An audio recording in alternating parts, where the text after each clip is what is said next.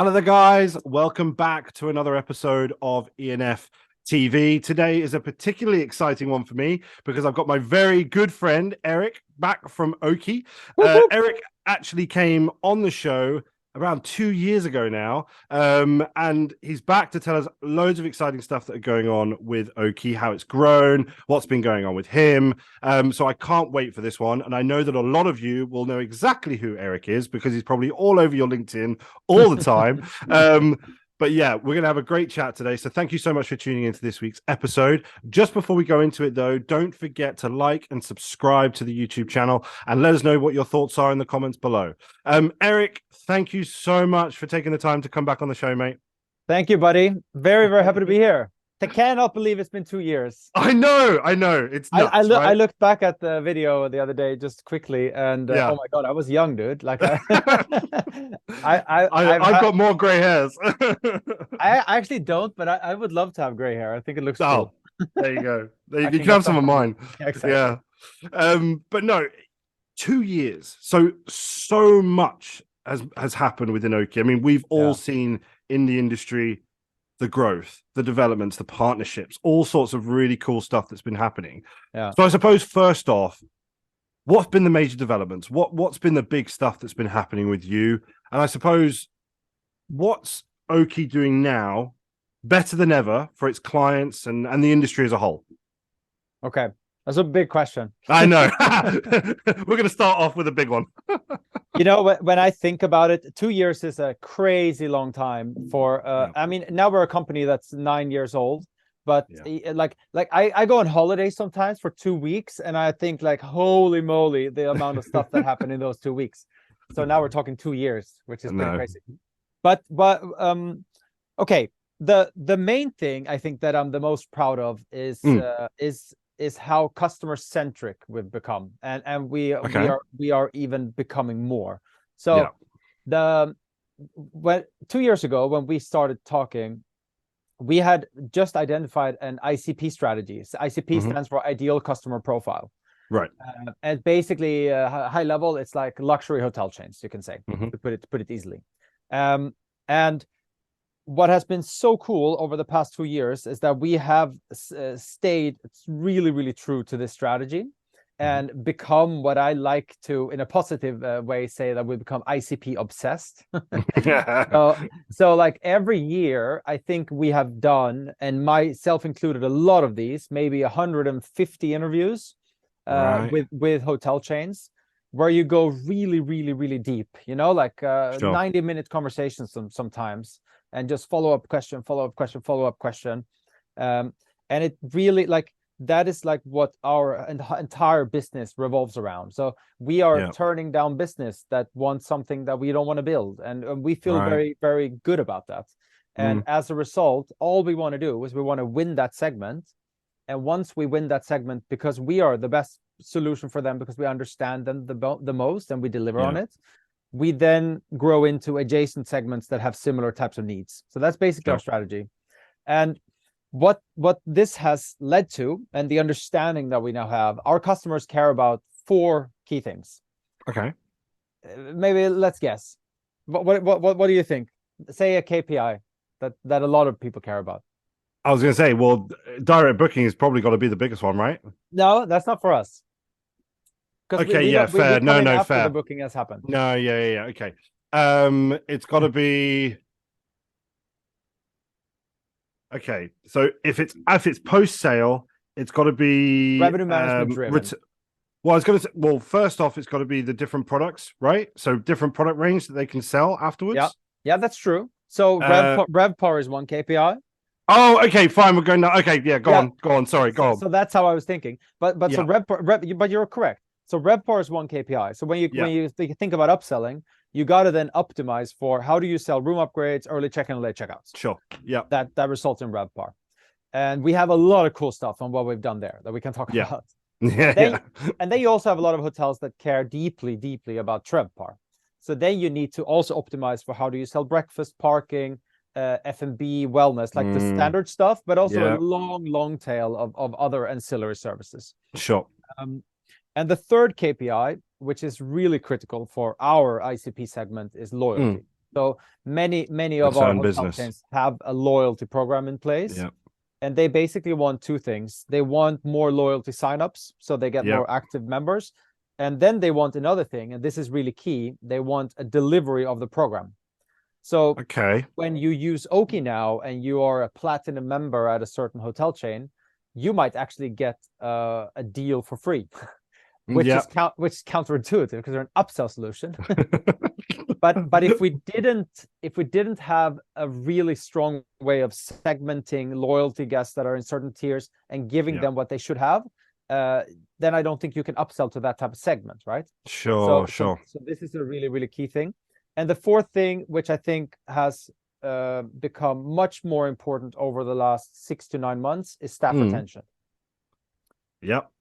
I mean, you know that better. Yeah. Absolutely. I mean, in terms of that last KPI though, how, just out of interest, how do you play into that? How is that something that you're involved in out of interest? Super good question. And it's almost like we rehearsed this because it's I promise we didn't. No, we were talking about eating tuna sandwiches really quick. Exactly. No, but it puts together everything I just said. So last year we had around 60 customer interviews around building a new solution that would revolutionize front desk upselling. Sure. And based on all of those interviews, we basically came up with kind of like a dream castle, if you will. This is what the best front desk upsell technology looks like in the world. Yeah. And we are now building towards that. And what it has to do with staff retention is basically front office agents that work in hotels that have Oaky's technology together with training, because you got to have them hand in hand unless you already have a culture. They make much more money than working at any other hotel, thanks to the commissions. Of course. And also, it's thanks to you make it more engaging, you make it more fun, but ultimately you also make it easier to become great at upselling at the front desk. So basically, and you asked what are the major developments. We've done a ton of things, but for me, we started out and our flagship product has always been pre-arrival upselling. But our vision has always been we want to be the one upsell solution that you use across the entire guest journey. So we have built in-stay upselling. We have built APIs, so you can Oaky's upselling can be powered through booking engines and all kinds of other things. But we always miss the front desk piece. And you know why the front office touch point is interesting is because there you have access to basically every single guest that is coming through, right? So huge top of funnel. And a very big revenue opportunity if you do it well. For those revenue managers out there, you can make 2% RevPAR contribution. That's what you should be expecting from just a good front office upsell. You can do more and less, of course, but on an average. I was going to say, and that's going to be a big thing that people are missing out on, right? Like without the right training, culture, and I suppose, of course, tech solution, that's going to be a big thing that so many hoteliers aren't even considering right now. Yeah. And I'm not even trying, again, I'm not trying to tee you up, but that's just true. No, definitely. But like when we launched it and when we started out sending out those first emails, hey guys, this is coming, sign up on the waiting list. The first email we had like 100 hotels and groups signed up immediately. So like the demand for this product is unlike anything I've ever seen, which is really cool. Then of course we just launched it, right? So it takes a long time to properly launch a product, but it's really, we are super pumped about it. And basically what we've developed is a recommendation engine. So we integrate into the PMS. That's really nice. The first PMS we did it with was Muse.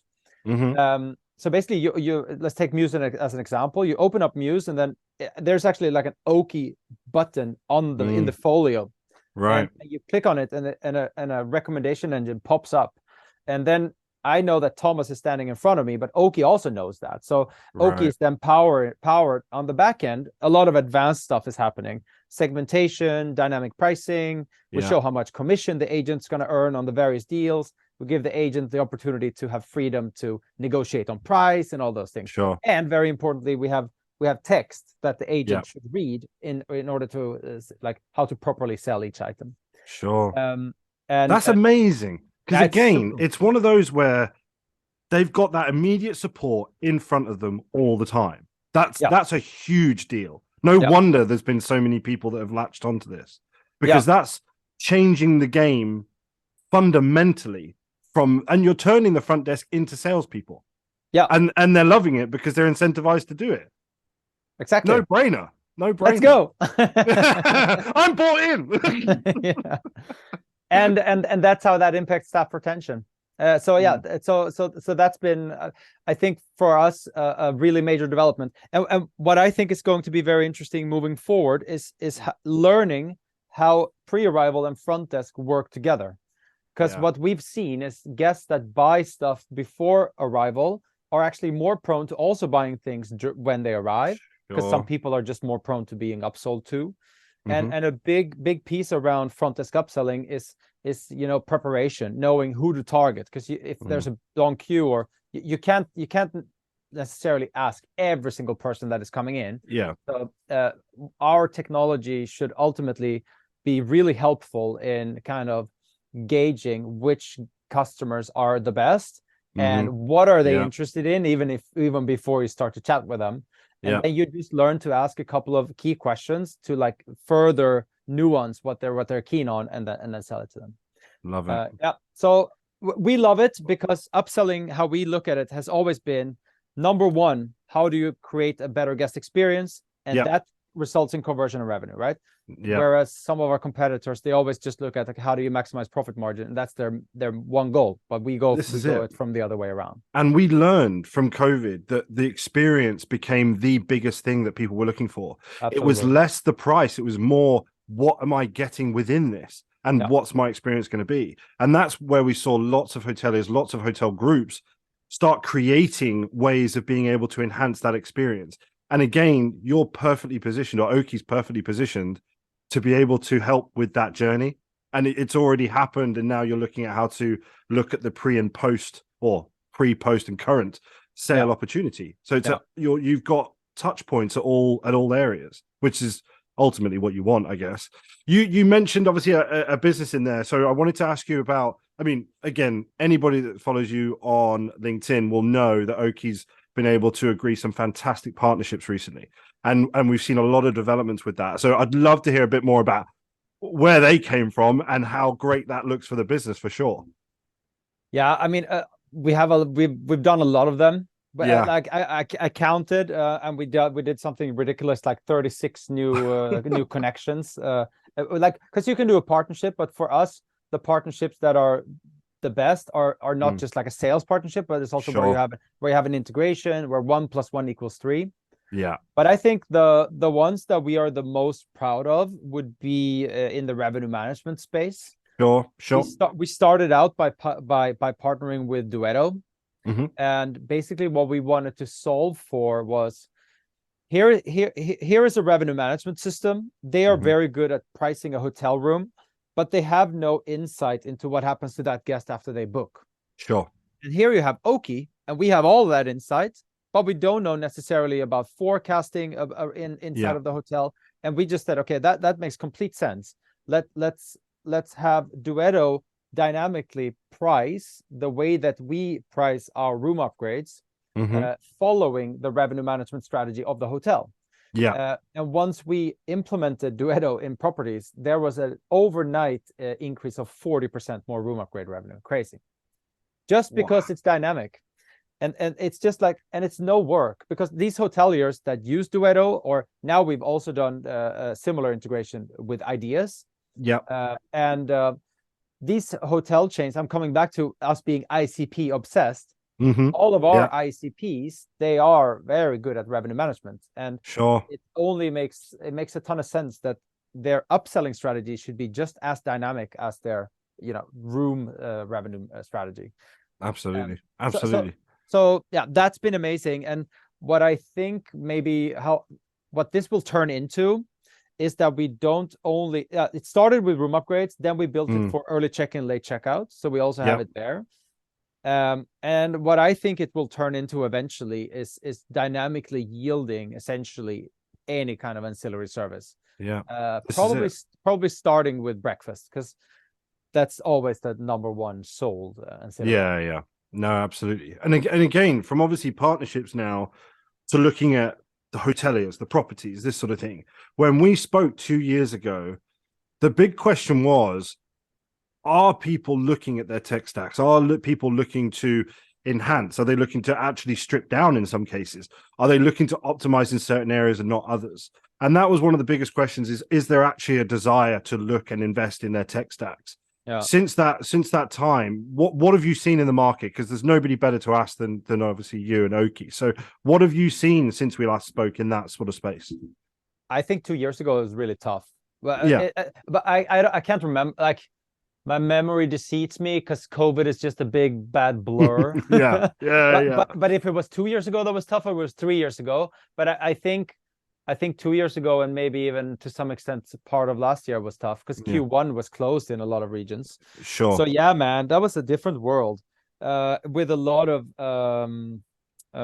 risk averseness, if that's an English word. It was an interesting one though, because there were some that took the opportunity to do it. Yeah. And there were others that and it's all relative, but quite rightly sort of almost battened down the hatches and said, look, we just got to survive. Yeah. And I suppose last year then, when businesses were sort of getting back on, and to be fair, we did see some great performance last year. What was that desire like? Did you see it pre that moment, or was it sort of almost like a wall, like it just hit you guys and it was suddenly just incredibly busy? Well, I mean, even if I said it was tough 2 years ago, but the interesting thing about upselling is in bad times you need it because you have fewer guests. You need to maximize revenue from all of them. Yeah. And in good times you need it because, hey, we need to capitalize on all this demand, right? So there's always a big need for hotel chains to get it. Sure. I think the biggest change that we've seen is that there's a enormous move towards cloud-based property management systems at the moment. Okay. And that is enabling a lot more automation. And that is, I think, key in the area in which we're going, where hoteliers got to do more with less, but still deliver the same level of experience. And having equally high guest satisfaction, but a lot higher rates. That's not easy if you cannot add a headcount to solve that. So technology needs to be an enabler there. And for that reason, we've seen a ton of inbound. I think it's a combination of the market is coming back, like what you talked about when you I don't know what it's called. You that you have this very well-known graph where you have innovators, early adopters. Oh, right, yeah. The technology adoption life cycle. Sure. So if you look at the years post-COVID as that, so then you had those guys there, and I think now we're going in towards the mainstream of adopting technology. Everyone who was incredibly hesitant, where it's much more of just a reality rather than something that I gotta try, because they are gonna fall behind otherwise. I remember, back then, 2 years ago, it seems so long ago, but it was one of those where it was so difficult that it was a necessity to optimize where possible and to enhance where possible. And it was one of those where anyone that was in the position to be able to invest in their tech, anyone that was in a position to be able to invest in something like Oaky and use it to its full potential, did nothing but drive positive change within the business. So they were already ahead of the curve if they took it on. And now I suppose it's a case of those who didn't are now, if you like, behind the curve. So any hoteliers out there that aren't using Oaky currently, get in touch. But what I would say is that we're now seeing, as you say, in the good times, why not capitalize on that? It doesn't need to be a difficult period for you to understand that you need to be able to do everything you possibly can. It's in the good times as well, where you can absolutely own that space. For sure. And that's where the forward-thinking commercial leaders really stepped in, because they were able to do that. And again, you talked about automation. We're seeing more and more now within not only sort of, I'd say, regional properties, but in fact, we've seen large hotel brands with hotels that are still very manual, and we're still seeing that sort of slow sort of shrug towards going into a more automated and more sophisticated system based way of working. We're still seeing that. We're seeing it a lot less, don't get me wrong, but there is, I mean, the hotel industry, we've always been known for moving slower than other industries. But I hope that we're starting to see that real change. And again, with tech solutions like yourselves, continuously innovating, and ultimately, if I'm not totally honest with you, making it easier for businesses to make money.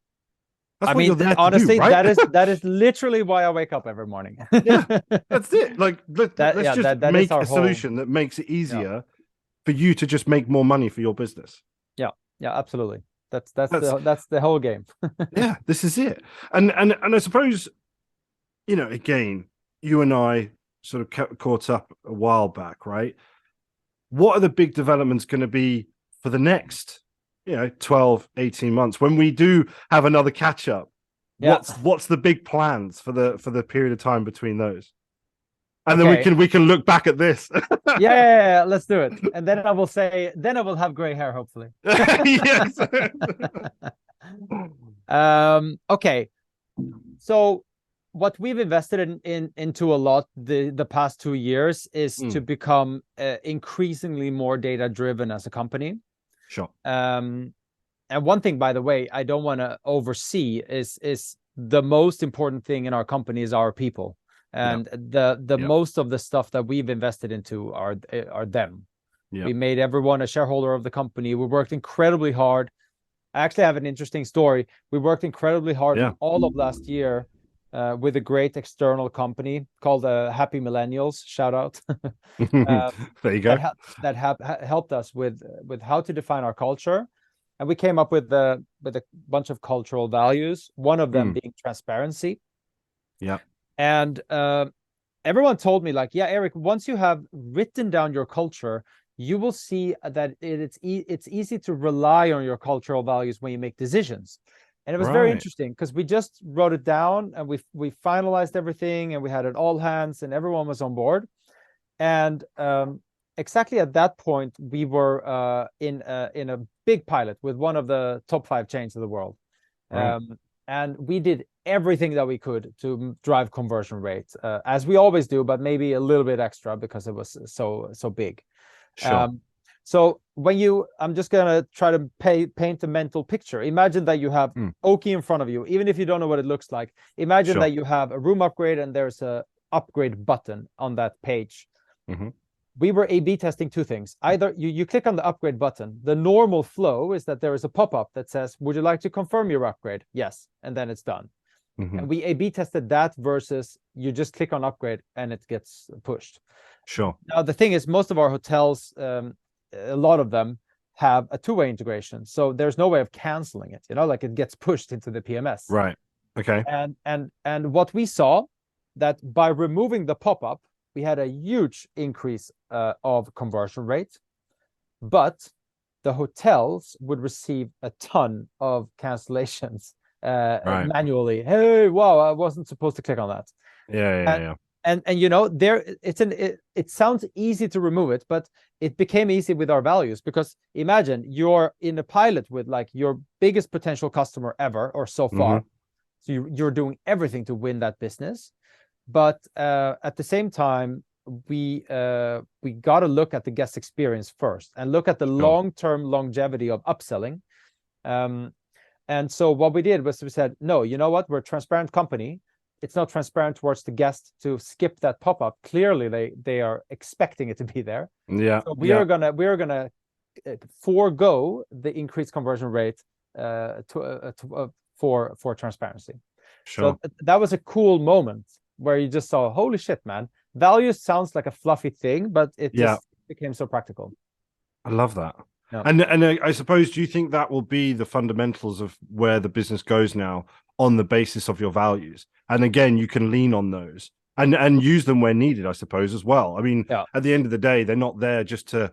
I sometimes find, I don't know if you're the same with this, but I sometimes find company values are sort of like a tick box. Okay, we've done it now, and they're just sort of shoved in the corner or put in a cupboard, and they don't really get talked about unless they need to. Whereas I think if they are used the way you're saying, they become part of the very being of the company, and people buy into that, whether that be external potential clients or the people working within it, they're buying into it. That's what they live and breathe within Oaky, I suppose. Yeah, I think so. I mean, we're doing a lot of things to try to, in a non-fiction kind of way, showcase this. Because first we had like a session, and you had to give each other, or every 2 months we have like a session where we give each other praise or kudos. And then we tried to do it linked with the values, but I thought it sounded very metallic. Oh, I love that you're so transparent, because it, like, you know? So now it's more like when something really meaningful happens, you can then connect it back to a value, and then you can see, oh yeah, that makes sense. I think for sure that's a huge cornerstone of the company.